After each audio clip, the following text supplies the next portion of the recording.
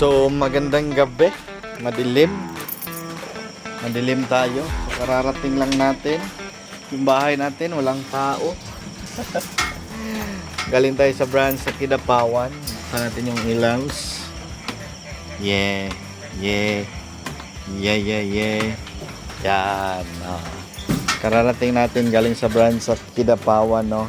Nag-ikot tayo.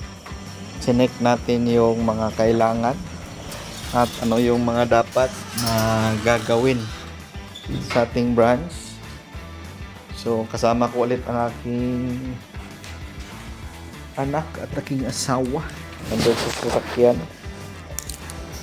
Kumusta yung gabi natin dyan? Time check natin 8:55 na.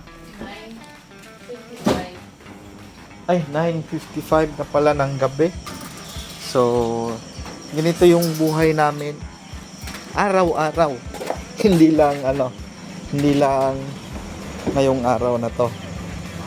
Kumbaga araw-araw talaga to. So yung anak ko malamang tulog na. So dito yung anak ko sa loob. Ito yung problema namin kasi wala kaming katulong ng mahabang panahon. Si Scarlett nag-isip pala. Ay, Scarlett, si ate mo. Ayan, ito yung buhay namin, guys. Ayan si Scarlett nagising na, naantok pa. Si Natalie, ganyan talaga. Tignan nyo naman, may baonan, may rice cooker, kompleto yan, may butane pa yan. Talia. Shh, sige na. Yan. So baba na, Scarlett. Ito talaga yung buhay namin, guys. Galing tayo ng Zell Salon, pang malakasang salon ng Mindanao.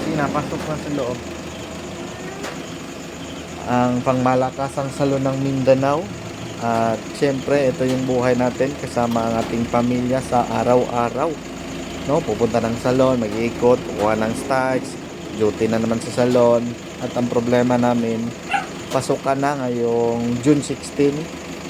So okay lang, basic lang yan.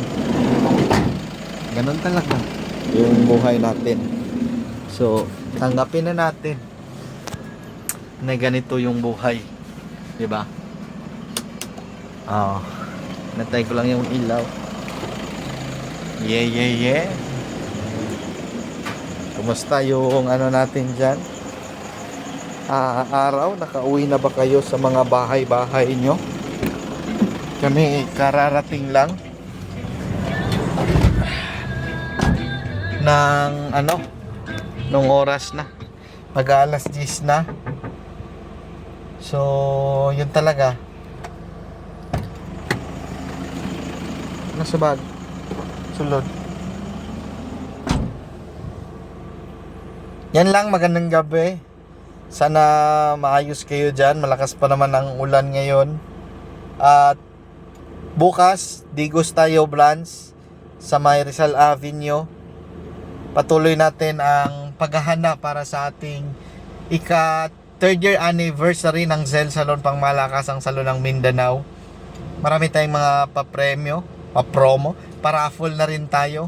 Abangan nyo ang aming post bilang pasasalamat. Ngayong June 28 ang ating anniversary, diba? Ika-3 taon ng ika-2 taon ng Zell Salon. Yan lang, magandang gabi. Trabaho pa tayo. Salon owner, kumbate. Bye bye.